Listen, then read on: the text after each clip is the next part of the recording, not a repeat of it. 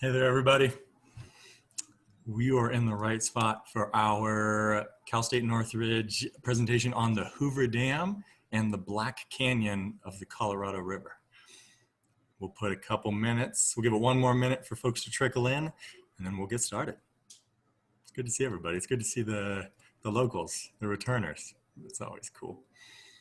Let us know in the chat. We can do some practicing. Let us know if this is your first time hanging out with us in our virtual programs. If you've done, 2 or 3 Ranger talks, or if you're like a 10 or a 20, you've been with us the whole summer. Oh, cool. We got some first timers. Nice. That's it. 6:01. Let's go ahead and get started on our 30-minute little presentation.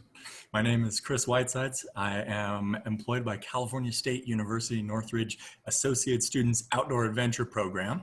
And it's been super fun doing these virtual programs all throughout the summer. So thank you for coming if it's your first or if it's your 30th. We appreciate the heck out of it. Today you are stuck with me, and after having a slew of different rangers come talk about parks like Joshua Tree and all sorts of stuff. And today we're going to shift gears a little bit. We're going to turn this into a virtual tour / trip report, as I'm going to be taking you via Google Earth to my absolute favorite camping place in the entire world. I haven't found one better than this, and I really want to share this location of the Black Canyon that not a lot of folks have heard about. I wanted to share it with you and try and give you the tools to do this trip when it opens up. Zoom housekeeping, first and foremost. We are on Zoom webinar. You cannot use the webcam or your microphone.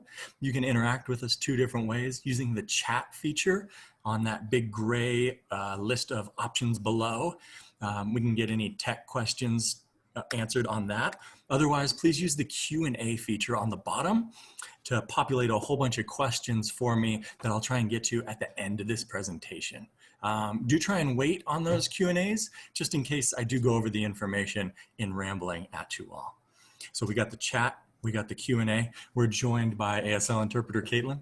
Caitlin, thank you for being here. And I'm also going to share a couple of resources in the chat, the last of which is our live captioning service titled Otter AI. You can go ahead and open that up if you'd like to use that resource and have some text to accompany you. I think that's it. And the last thing is my automatic disclaimer. I am not a scientist, not a biologist, never worked on the Hoover Dam, not a park ranger, just a person that loves to go camping and loves canoeing of all the outdoor activities. Something you didn't know about me. I got started doing outdoor ed stuff at UCLA, where I was a student wilderness facilitator, and I've done about 30 of these Black Canyon canoeing trips because I am absolutely addicted to them. So without further ado, we're going to go ahead and jump right into the presentation. As I share my screen.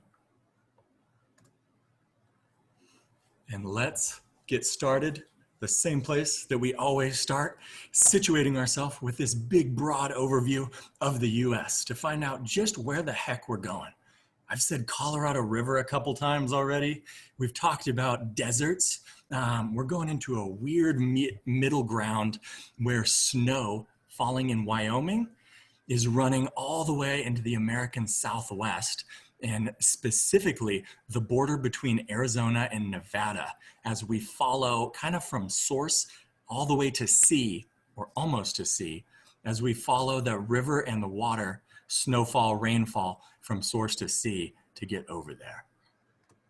Let's go ahead and zoom on in while I wait for my internet. 1 second. Sorry.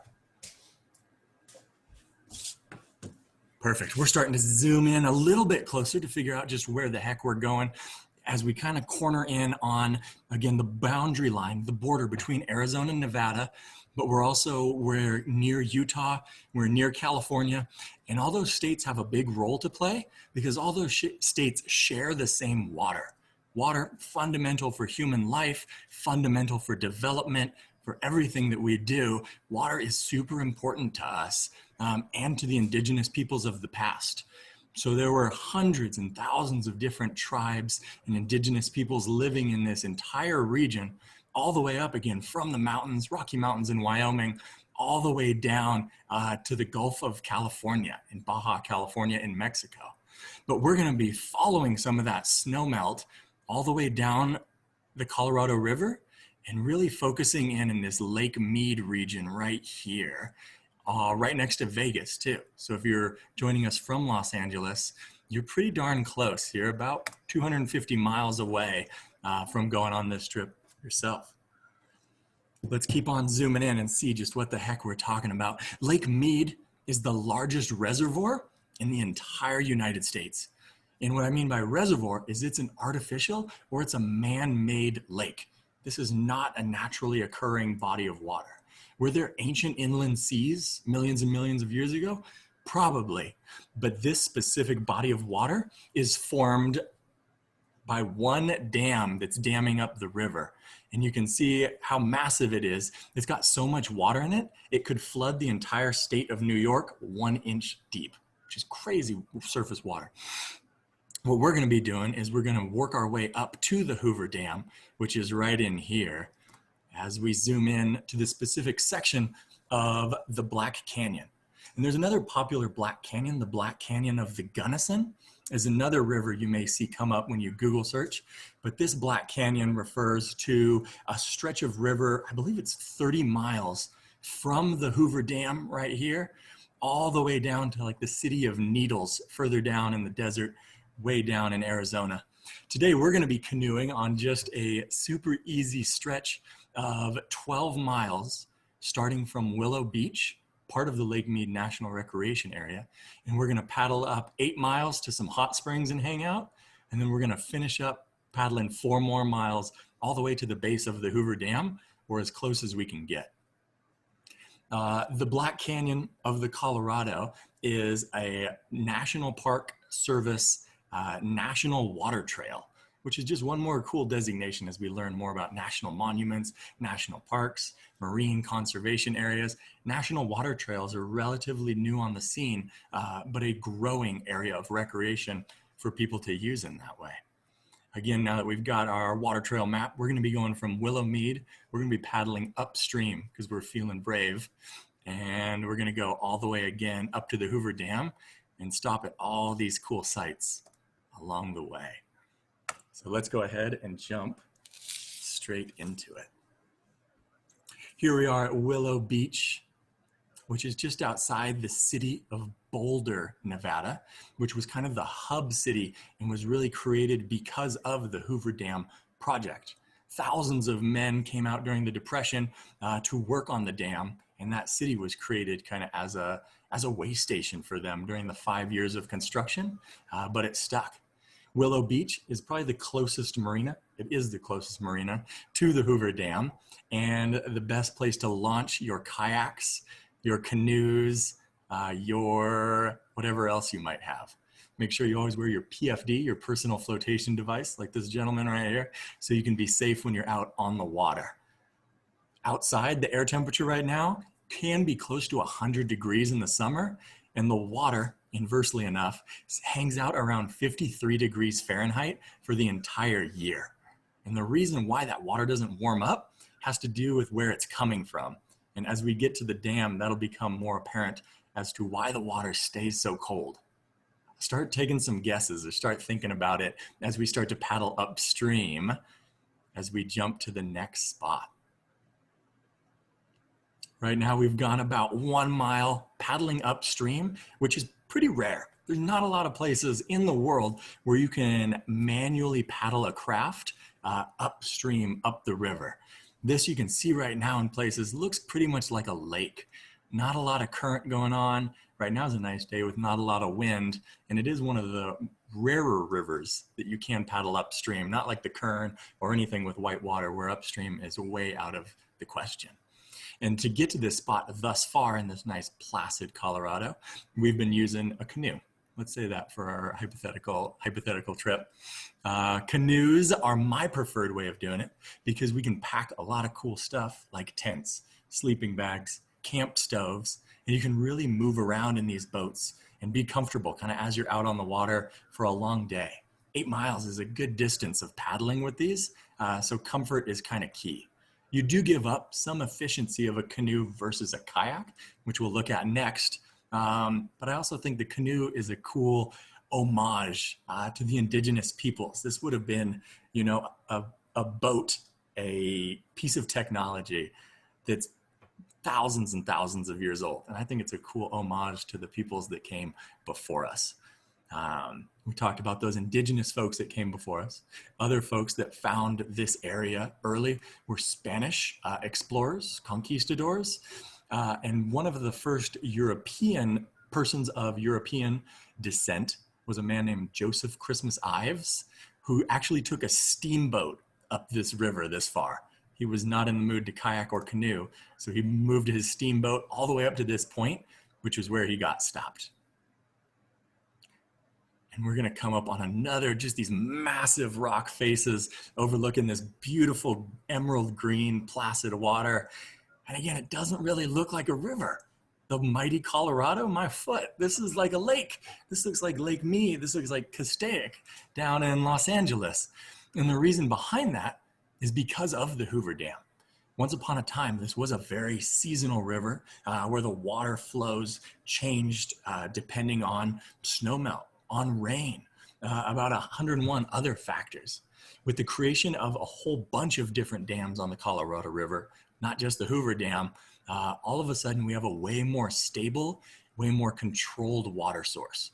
And there are absolutely pros and cons that come from that. This super clear water doesn't really look, again, like the Colorado. If we go back to that Spanish name of Red River, that would have been carrying a lot of silt, a lot of dirt, a lot of sediment. That sediment gets trapped behind dams, and now we have this clear water. Here's some examples of some different dams, and you can see how these would stop almost anything from getting through, including fish, including sediment, including other minerals, or even that flooding. You could see how those would get stopped up behind all these different dams. And with these dams in mind, let's see if you can properly identify the Hoover Dam when we get there, but we need to keep on paddling upstream.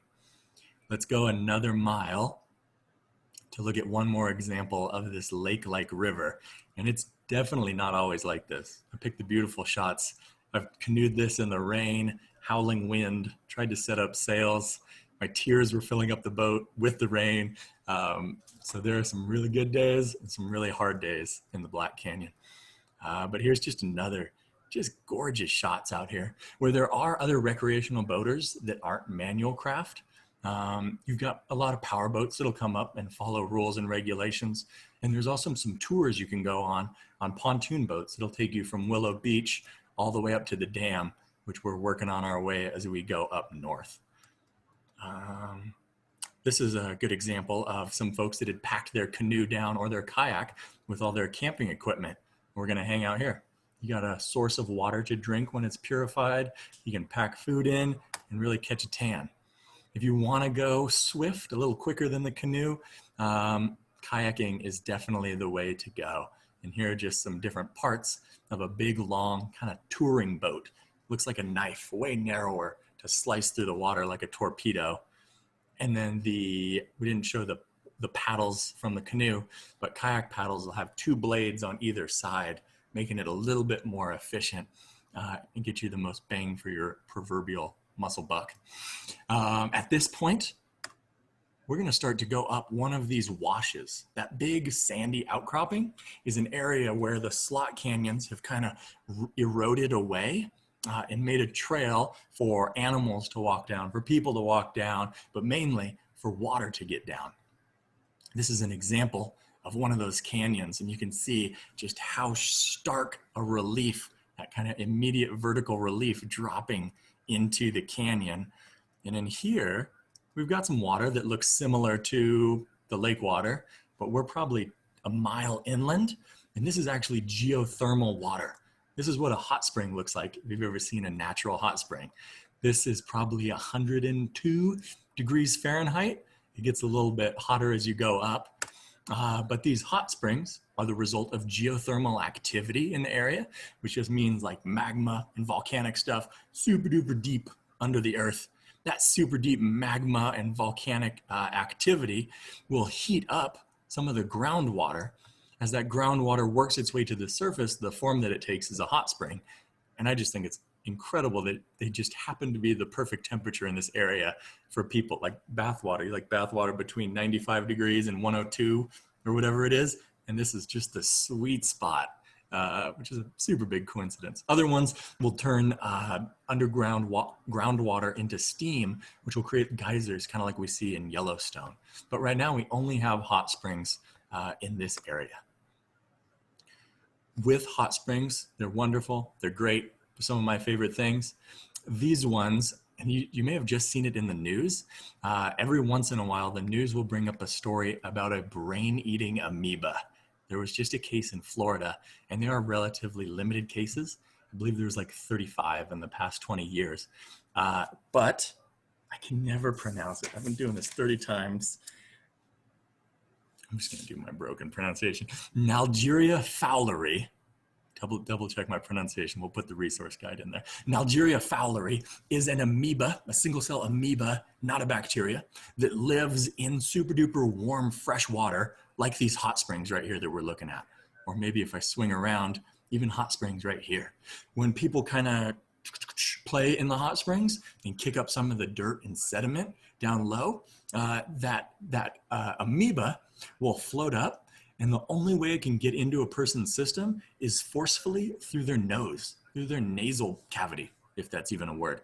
Swallowing it through the mouth doesn't matter. That goes to the belly. If you forcefully get this up your nose, there are some really severe symptoms, and in the vast majority of cases, it does lead to death. The really quick way of not doing this is not putting your head underwater in that super hot freshwater lake, river, hot springs. Because the vast majority of these cases are usually youth, adolescents, that the assumption is they were kind of horseplaying, doing backflips or front flips underwater, jumping in and really, really snorting, getting that water super far up your nose. But something to be cautious of, but definitely not to cancel your trip over. Equip yourself with knowledge to combat Nalgeria fowleri. The pronunciation is going to come to me. I just can't do it right now. This is another example of a super popular canyon that other people will stop at.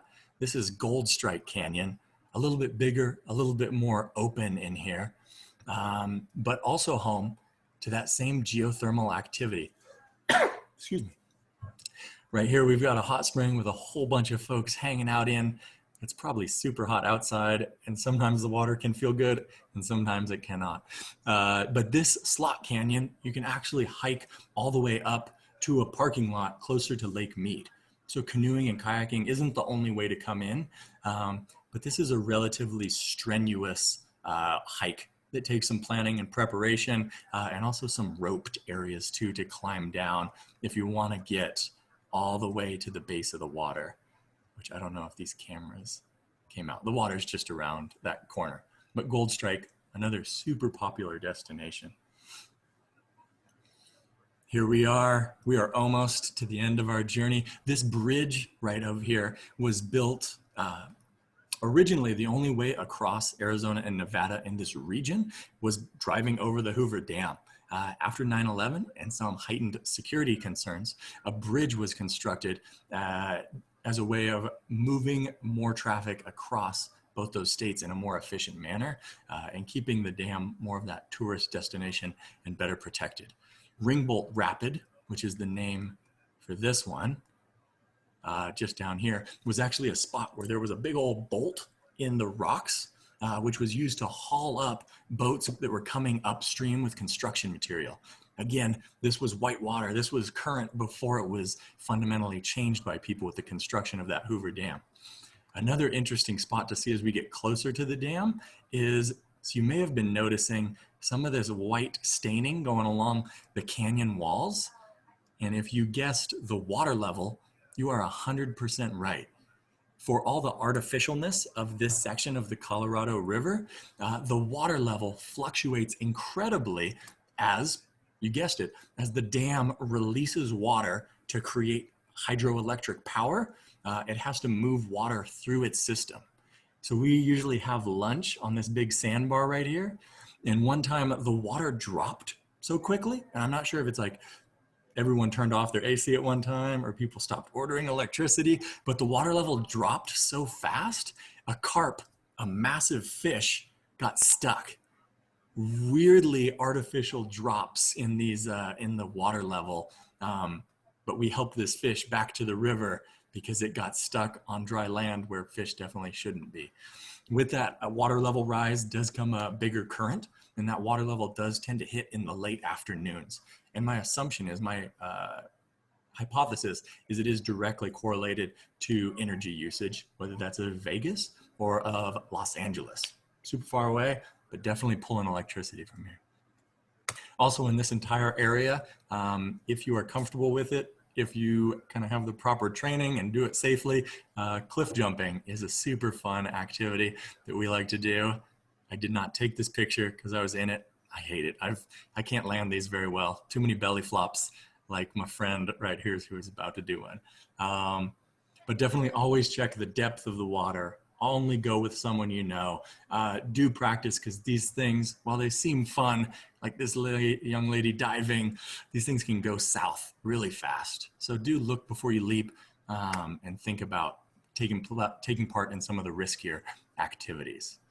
All right, this is it. We're gonna paddle up another 200 yards, and we're gonna park it right under the bridge as we see the first glimpse, don't worry, I have better pictures, of the Hoover Dam kind of washed out by sun right now. This is as far as we can canoe and kayak up, and we're actually a little bit past a spot where we were supposed to stop. There are loudspeakers, there are some security measures that keep you from getting too close to the dam.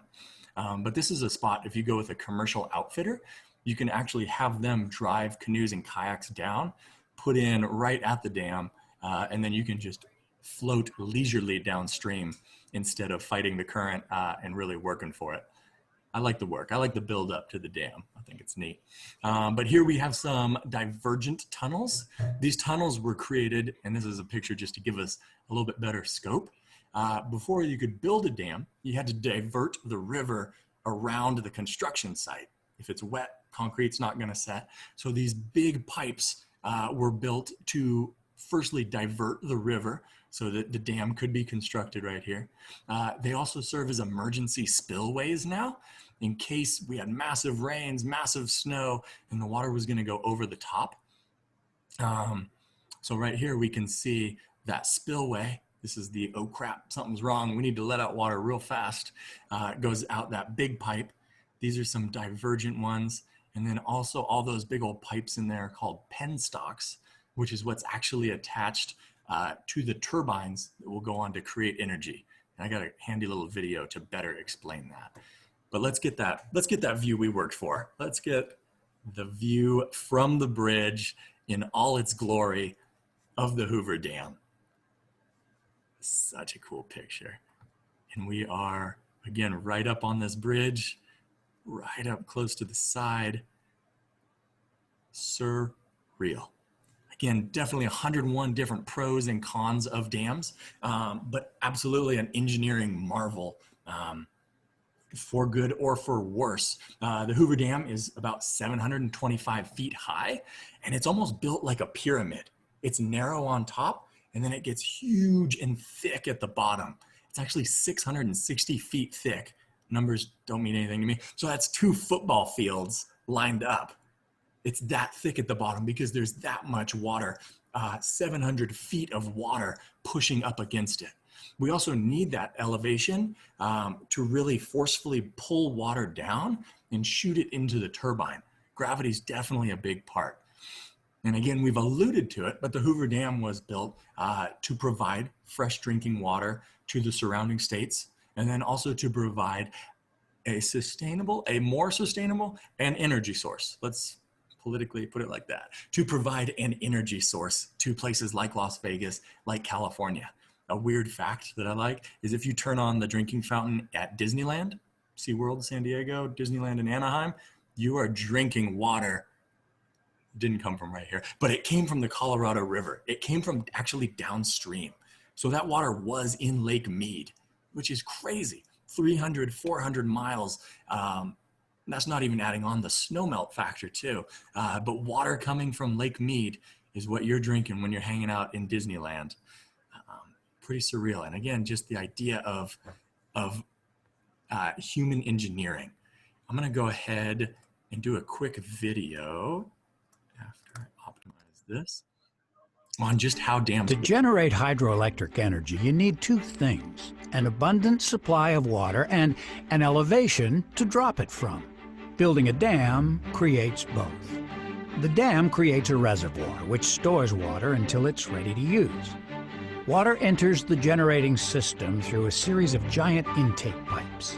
It then travels down a steep pipe called a penstock, creating a massive column of water with a huge amount of force. At the base of the penstock, the water passes through a turbine. The giant blades rotate the drive shaft in the turbine, which is connected to a large generator. This converts the mechanical energy into electricity. The electricity travels along high-voltage wires to transformers, then onto transmission towers, where it connects into the provincial power grid. After passing through the turbine, the water continues through the tail race, where it rejoins the river below. A hydroelectric dam is a remarkably simple, sustainable, and clean way to generate huge amounts of power.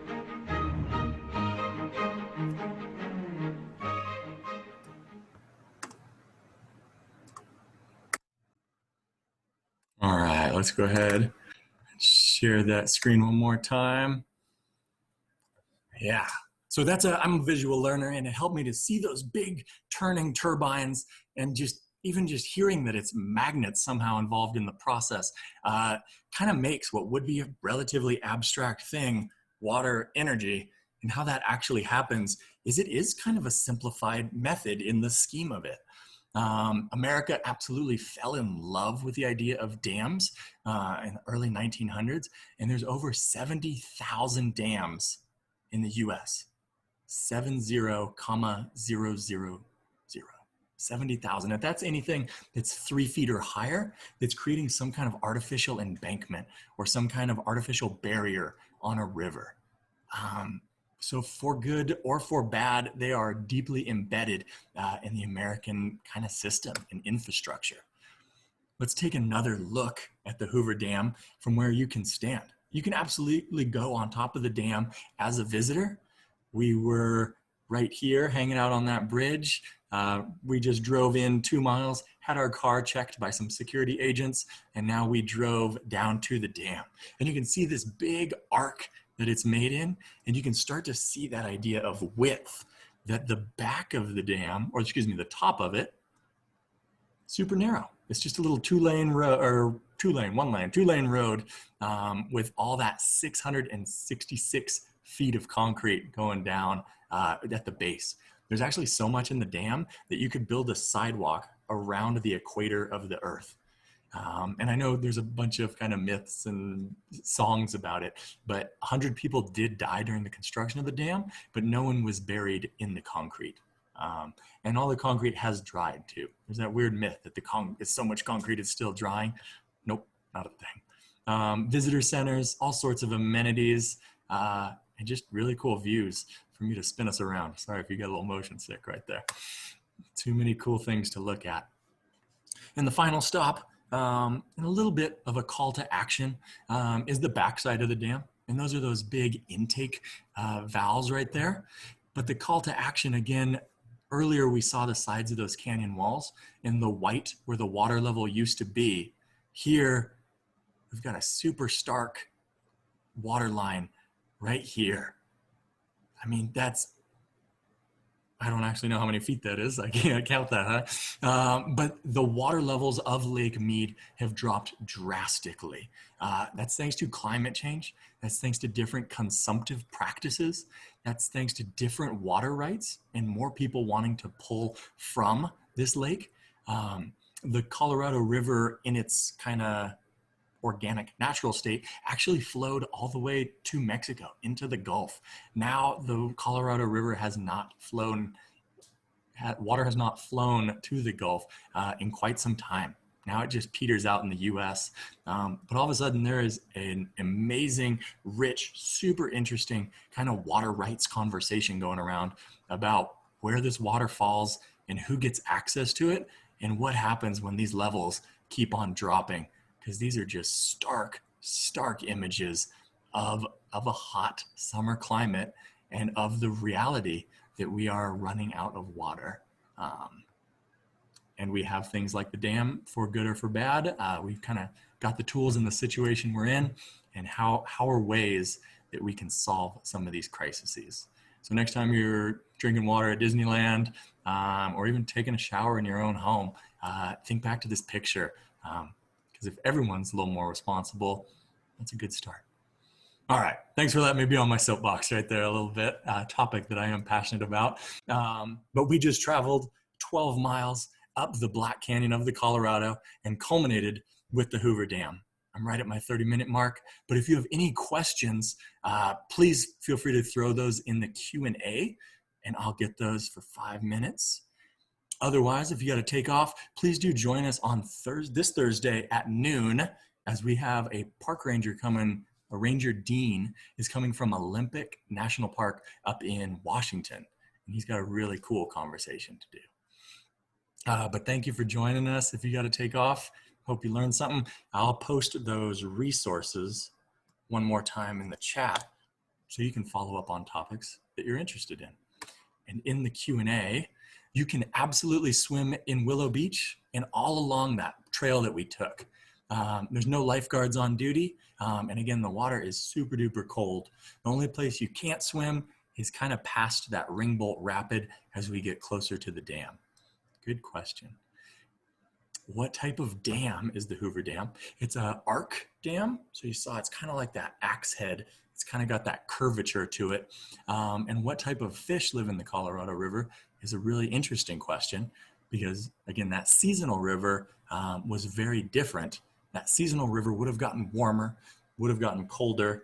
Right now, I said it was 53 degrees. I didn't give the reason why, but that's because water is getting pulled from the backside of the dam all the way at the bottom. Cold water, super low, and that's flowing out on the other side. So all of a sudden we have more native fish like trout, but then we also have like carp and bass, and we've got this weird mashup of warm water fish and freshwater fish in the area, as an organic but artificial, natural but artificial environment.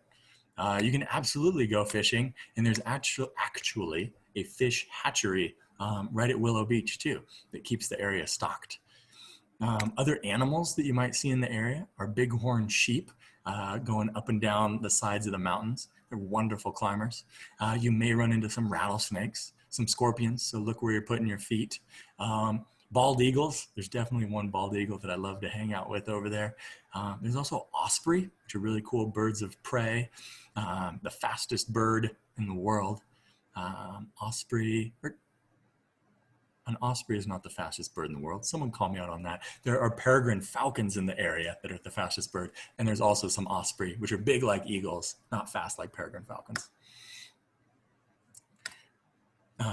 Name of my favorite camping area. You can camp at Boulder Beach, which is at Lake Mead. That's a good place to start. And then Arizona Hot Springs is the really popular spot that a lot of people boat into. There's a pit toilet at that Arizona Hot Springs, the boat-in one, but no other amenities after you leave Willow Beach.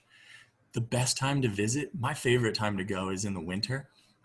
It gets a little windier, a little colder, but then those hot springs really kick.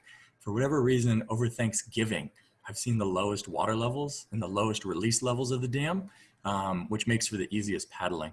So I really like to go in November. Summer just gets too hot for me with, temps 100 to 110, way too much.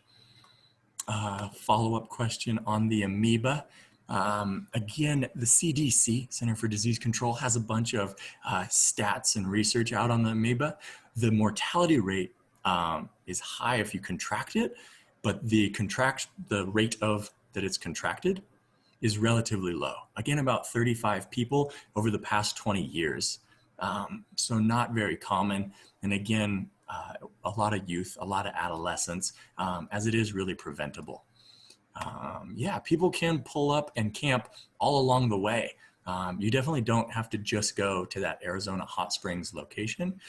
You can pull over wherever, that you're not going to leave an impact, that there's some space, and you've accounted for any shift in the water level overnight so that your boat does not float away. It's never happened to me. Knock on wood. Cool. All right. I got a whole bunch of these. Oh my goodness, I don't know much about penstocks. I'm gonna go ahead and share those resources one more time. Sorry to the questions. Oh my gosh, hot springs in Celsius. What's 55 Celsius? 103 Fahrenheit? I don't actually know. All right, I'm rambling. 5 years to build the dam. Best time to visit. My favorite is in November. And finally, the water stays cold because all the water comes from the bottom of the dam. Thank you so much for joining us. Appreciate you hanging out. If you have other questions, feel free to email us at outdooradventures@csun.edu. And one more time, here are those resources to watch other programs where we got rangers and different presenters, and then follow up and research some stuff that's interesting to you. Thanks for hanging out all. We will see you next time.